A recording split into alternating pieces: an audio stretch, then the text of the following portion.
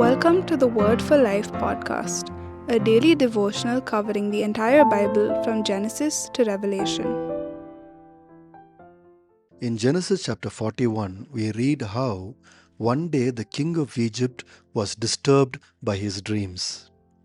And he called his magicians and asked them to interpret those dreams. But his magicians could not interpret them. Then that cupbearer, who had forgotten Joseph for 2 years, suddenly remembered him.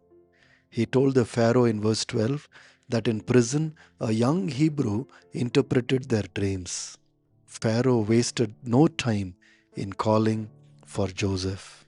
Joseph told the Pharaoh that the dreams was about the nation of Egypt. There will be 7 years of plenty and then 7 years of severe famine. The Pharaoh was smart. He immediately put a signet ring on Joseph's finger, dressed him like a royal, had him ride in a chariot as a second in command, and put Joseph in charge of the whole land of Egypt. The Pharaoh wanted Joseph to save Egypt from the coming famine. Joseph also got into action immediately. He collected all the food produced in those 7 years of abundance and stored it in the cities. But even Joseph did not fully understand God's plan. Joseph thought he was saving only Egypt from a future famine. But this is what happened. In the last verse of the chapter, in verse 57, it says, "And all the world came to Egypt to buy grain from Joseph, because the famine was severe everywhere." You see, God had a bigger plan for Joseph.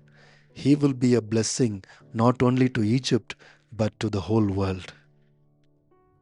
In this chapter, we read that when his first son was born, Joseph named him Manasseh, meaning, God has made me forget all my hardship and all my father's house.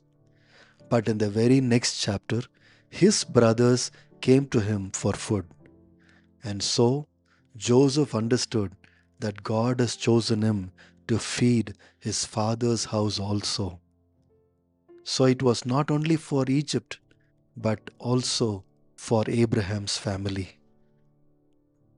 And we also see in this chapter that Joseph named his second son as Ephraim because he said, God has made me fruitful.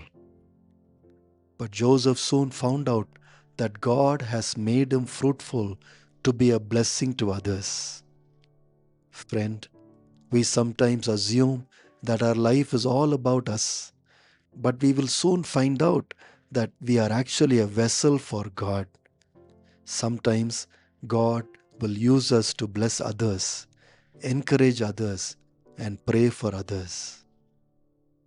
Our pain and our blessings will become a blessing to others. And that is the blessing of Abraham, to be blessed and be a blessing for as many as God wants us to be. Thanks for listening. We'll see you tomorrow for the next episode of the Word for Life podcast.